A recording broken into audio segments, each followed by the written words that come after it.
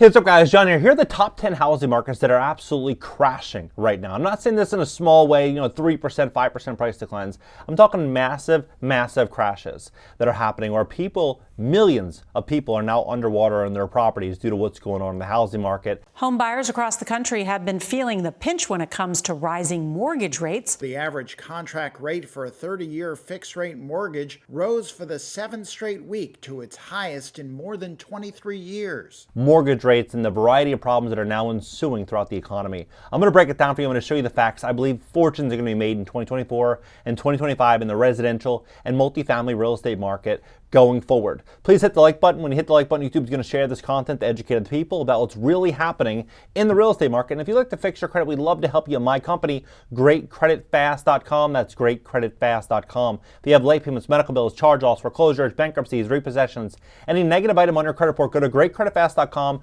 Click the link in the description to schedule a free strategy session, especially if you're thinking about investing in distressed real estate in 2024 and 2025. You're going to want exceptional credit to position yourself for a mortgage. GreatCreditFast.com, click the link below. Take a look at this. So in 2021, this came out in 2022, right? So just for context, $3 trillion in real estate transactions done. This is the great financial crisis, 2005, 6, and 7, right before the big crash. Look at where we were. Right as everything kind of hit the fan in 2020, interest rates basically dropped to zero. Everybody could get a loan, and everyone was moving. It was the ultimate time to be a real estate investor or house flipper, right? And then boom, it took off.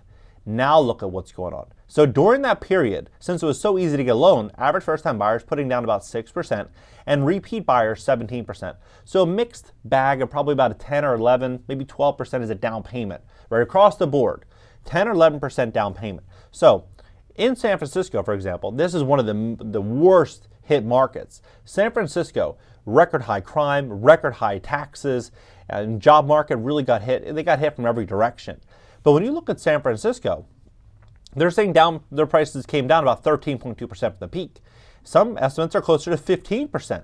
So if you were to think of San Francisco with an average down payment of, let's say, 10% on $1 million home, that would mean they'd have a mortgage for $900,000.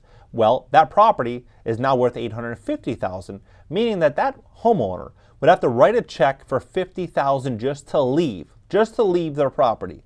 And it's not just San Francisco. This is happening across the country where people are going to have to start writing checks to leave.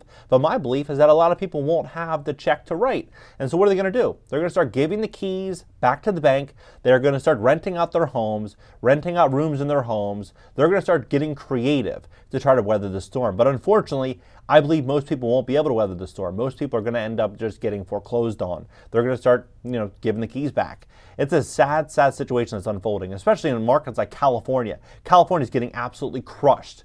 I mean, I'm just going to list this as just one, because, California is like top 20. Almost every market in California is getting hit at some capacity. Castro Valley, down 10.23%. You have San Carlos down 10.28%, South Lake Tahoe 10.41%, Livermore 10.41%, Santa Cruz 10.44%, Fremont 10. All these people are underwater on their properties if they put 10% down. You think about how crazy this is. Mountain View 10.65%, Willits 10.71%. You just keep looking. The lower you get down on the list, the more you see bigger declines. San Francisco 13, East Palo Alto almost 14%, Truckee 13.5%. Dublin, almost 16%. 16%. So you start to look at this, you're like, okay, well, maybe it's just bad policies in California pushing people out, and it's just the California crisis. No. Look at Austin, for example. Austin home values have fallen 10.4%. 10.4% just from a year ago. And their average sale time is now has increased 55.2%. So it was 33 days on market, now it's 51 days. The average number of homes sold down 27.4%. So you're starting to see this market change dramatically in Austin. Then you look at markets such as right here, $150,000 down. This is in Boise, right? $150,000 down, or $150,000 on a property in 2012. That property in Boise selling for $550,000 at the height. So it increased 350% over 10 years. 350%. And now property values have dropped so far, the median home has dropped $50,000 in value.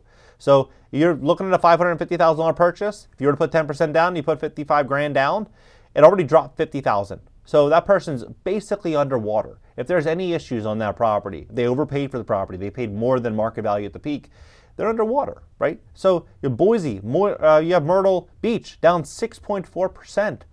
I mean, you have Seattle, Washington. The average home in Seattle was selling for 900 grand at the height. Now it's 800,000. Everybody that was purchasing in Seattle at the top of the market, 10% down, they're now underwater in their homes. This is what's happening. And I predicted this, that renting is going to be so much cheaper in the short term than owning.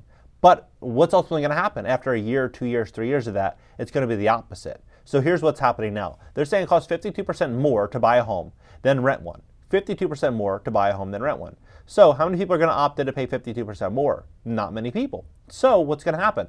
You're going to have a much smaller pool of buyers and many sellers that are desperately looking to escape these mortgages. These mortgages that many people call the golden handcuffs, 2, 3, 4% down. Sure, those payments are great, if you can afford the mortgage, but as insurance continues to go up, taxes go up, the cost to maintain these properties continues to rise, everything gets more expensive, people are going to opt in to pay less.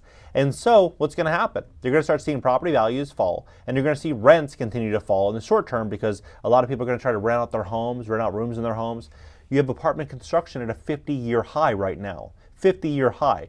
You have tons of new inventory about to hit the market, so rents are going to continue to fall. But what I think is going to happen is because interest rates are really high right now, and you have basically 1 in 10 commercial properties that has to refinance, meaning they have to go back to the bank over the next couple of years and ask the bank to give them a new loan. Many of these properties are underwater. It's not like with a home loan.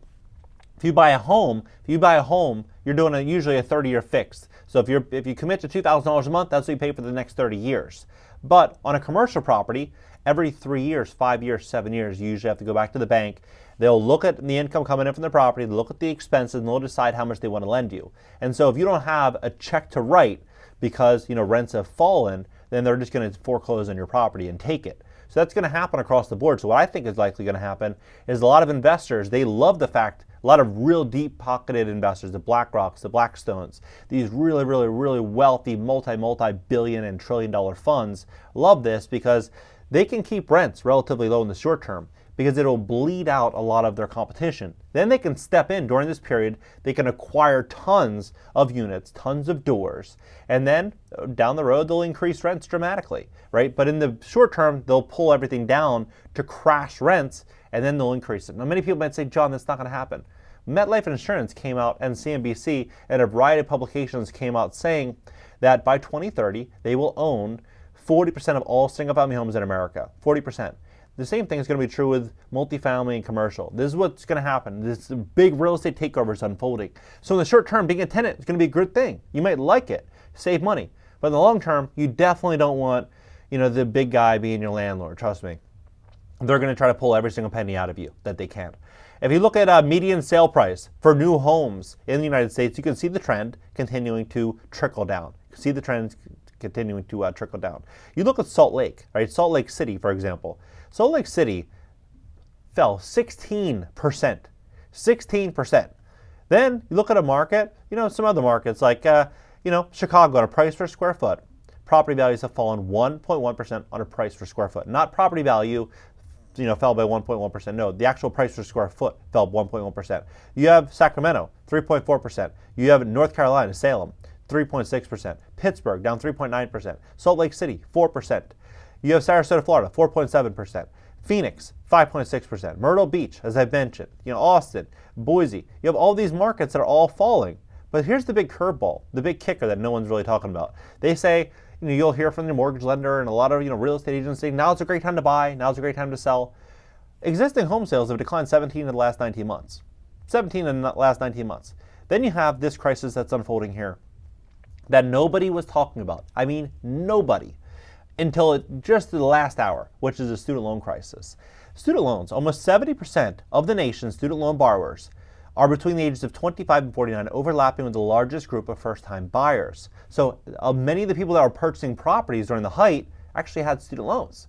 Well, the average student loan payment, $504 a month, added on to their overall expenses. So what's going to happen? the crisis is going to grow. And inside of crisis is when fortunes are made. Real fortunes. I'm not talking a little bit of money here, a little bit of money there. That money was made during 2020, 2021. People that were able to go in there, buy a bunch of property, unload it, and cash out at the height. Those people did well, right? But during the real pain, during the real uncertainty is when the real money is going to be made. And you're going to start seeing these home buyers that think, that bought a couple years ago, think that, hey, I'll be able to weather the storm.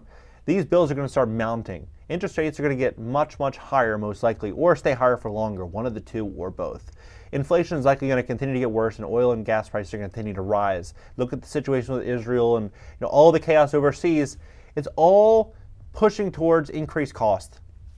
So when you have a world in which costs are continuing to skyrocket, and you can currently rent for almost half of what you're would pay to buy, you're just going to start seeing more people opting in to probably handing their keys back, renting out their homes, renting out rooms in their homes, or trying to find out some type of solution. But you're going to start seeing a lot of people make desperate decisions over the next couple of years. And that's when you want to be in a strong business that's printing money, like printing money.